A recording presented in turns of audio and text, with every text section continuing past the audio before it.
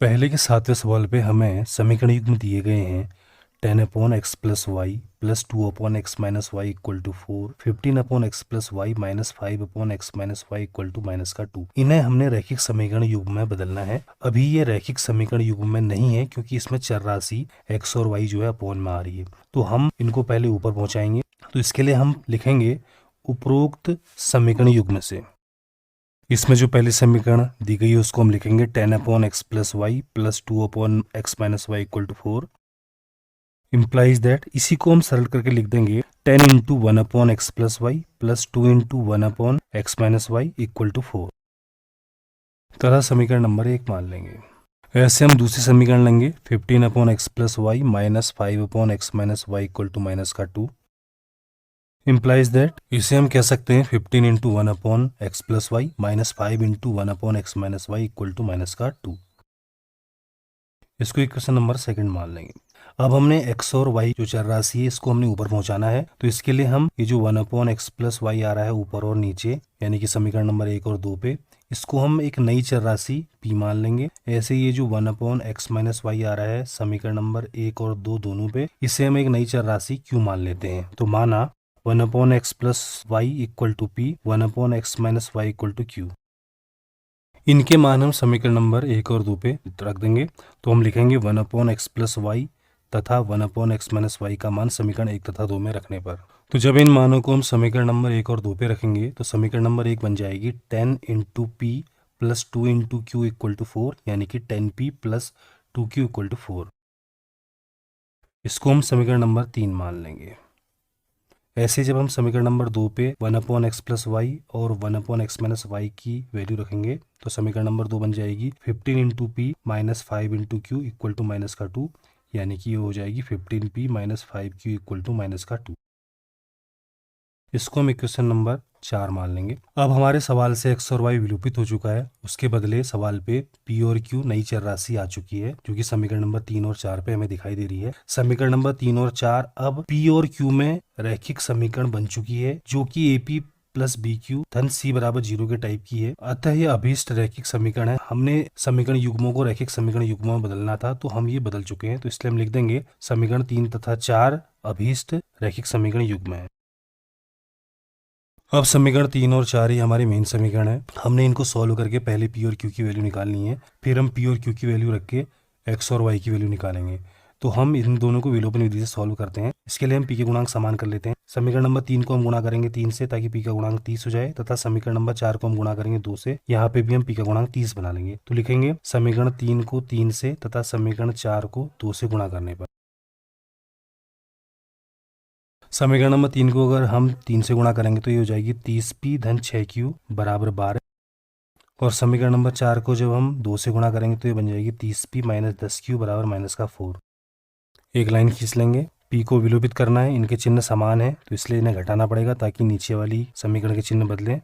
तो घटाने पर इनके चिन्ह बदलेंगे तो ये माइनस, ये प्लस, ये भी प्लस हो जाएगा, ये दोनों आपस में कैंसिल हो गए। 6q प्लस 10q आपस में जोड़ेंगे तो हो जाएगा 16q, और 12 धन 4 हो जाएगा यहाँ पे जो कि 16 होता है। यहाँ से हम q की वैल्यू निकाल लेंगे 16/16, q की वैल्यू आ चुकी है 1। अब हम q का मान समीकरण 3 या 4 पे रख के p की वैल्यू निकाल लेंगे। तो हम समीकरण नंबर 3 पे q का मान रख लेते हैं। q बराबर 1 का मान समीकरण नंबर 3 में रखने पर, तो समीकरण नंबर 3 हमारे पास ये है। यहाँ पे हम q की वैल्यू 1 रखेंगे तो 10p plus 2 into 1 equal to 4। तो यहाँ से 10p की वैल्यू आ जाएगी 4 माइनस 2 इंटू 1, जो 2 था उधर बेस के माइनस का 2 हो जाएगा। तो यहाँ से 10p की वैल्यू आ जाएगी 2। तो यहाँ से p की वैल्यू निकल जाएगी 2/10, यानी कि p की वैल्यू आ जाएगी 1/5। इसको भी हम बॉक्स में डाल लेते हैं। अब जो हमने p की वैल्यू मानी थी 1/x प्लस वाई, उसको हम यहाँ पे रख देंगे। तो ये हो जाना है या 1/x प्लस वाई, p की वैल्यू हमने यहाँ पे रखी, इक्वल टू के बाद 1/5 ऐसे रहा, और ब्रैकेट में लिख देंगे चूंकि 1/x प्लस वाई जो था ये p के बराबर था। तो यहाँ से हम बजुड़ा कर लेंगे तो x प्लस वाई 1 से मल्टीप्लाई होगा तो x प्लस वाई ही रहेगा, और 5 1 से मल्टीप्लाई होगा तो 5 बन जाएगा। अब यहाँ से x और y दोनों के मान निकालना पॉसिबल नहीं है, तो इससे ज़्यादा हम सॉल्व नहीं कर पाएंगे। अभी तक के सवालों पे यहाँ पे एक मान निकल आ रहा था, तो इसको हम समीकरण नंबर 5 मान लेते हैं।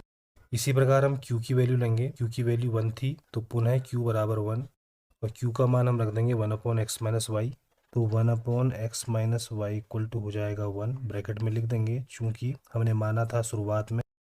तो यहाँ पे हम x - y को 1 के साथ मल्टीप्लाई करेंगे तो x - y RHS में पहुंचेगा और LHS बचेगा केवल 1। तो पलटा के हम लिख देंगे तो RHS में 1 आ जाएगा। इसको हम समीकरण नंबर 6 मान लेते हैं क्योंकि इससे ज़्यादा हम इसे सॉल्व नहीं कर पा रहे हैं। अब हम समीकरण नंबर 5 और 6 को सॉल्व करेंगे तो हमारे मान अब निकल पाएंगे। ये सवाल थोड़ा सा लंबा हो गया अभी तक के सवालों की अपेक्षा। तो समीकरण नंबर 5 और 6 को सॉल्व करना काफ़ी आसान है। यहाँ पे x के भी गुणांक समान है, y के गुणांक भी समान है। तो चूंकि y के गुणांकों में चिन्ह अलग अलग है तो जोड़ने पे कट जाएंगे, तो इसलिए हम समीकरण नंबर 5 और 6 को जोड़ लेंगे। तो लिखते हैं समीकरण नंबर 5 तथा 6 से।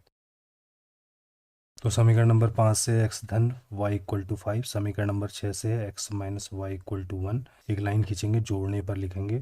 जोड़ने पर y और y आपस में कैंसिल हो जा रहे हैं, यानी कि विलोपित हो जा रहे हैं। x और x जुड़ के 2x, 5 और 1 जुड़ के 6। तो यहाँ से x की वैल्यू आ जाएगी 6/2, यानी कि x की वैल्यू आ जाएगी 3। इसको हम बॉक्स में डाल देंगे। एक आंसर हमारा ये निकल चुका है। इसके बाद हम इस x की जो वैल्यू 3 आई है इसको हम समीकरण नंबर 5 या 6 किसी में भी रख लेंगे।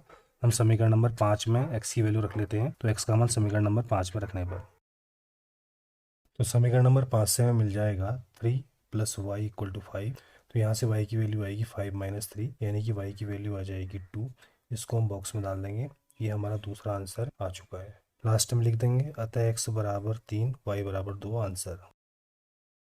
उत्तर की जांच करने के लिए हम x की वैल्यू 3 और y की वैल्यू 2 को दिए गए सवाल के LHS में रखेंगे और देखते हैं RHS आ पा रहा है नहीं आ पा रहा है। पहले इसके LHS में रखते हैं। तो इसका LHS हो जाएगा 10/x की जगह पे 3 प्लस y की जगह पे 2, तो 10/3 + 2 यानी कि हो गया 10/5, यानी कि ओवरऑल ये पूरी वैल्यू 2 आ जाएगी। ऐसे इसके दूसरे पद में हो जाएगा 2/3 - 2, यानी कि 2/1, यानी कि ये वैल्यू भी 1 हो जाएगी।